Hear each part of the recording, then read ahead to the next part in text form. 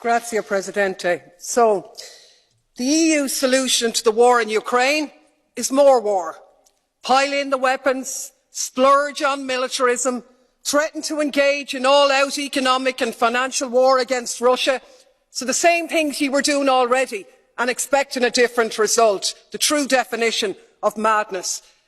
How is not selling Kerrygold butter to Russia going to save any Ukrainian lives? How is buying filthy fracked US gas going to stop the war? They won't, of course, because nowhere have sanctions ever succeeded in ending a military assault or achieving regime change.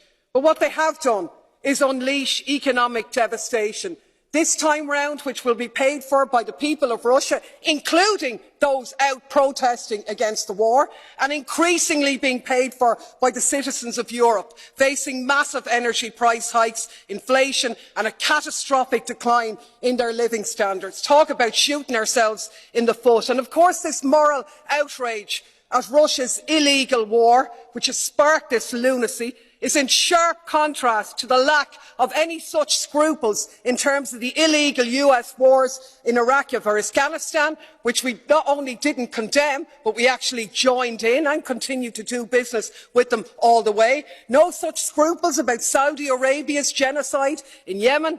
And even as the victims of those conflicts in the last few weeks meet to desperately seek financial pledges for their humanitarian crisis, they're being left short by billions, while we're happy to spend billions prolonging the war in Ukraine. Makes me absolutely sick.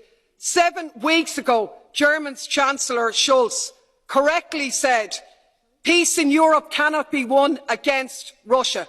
But that's exactly what we're doing. Yes, Russia bears responsibility for this conflict. Of course they do.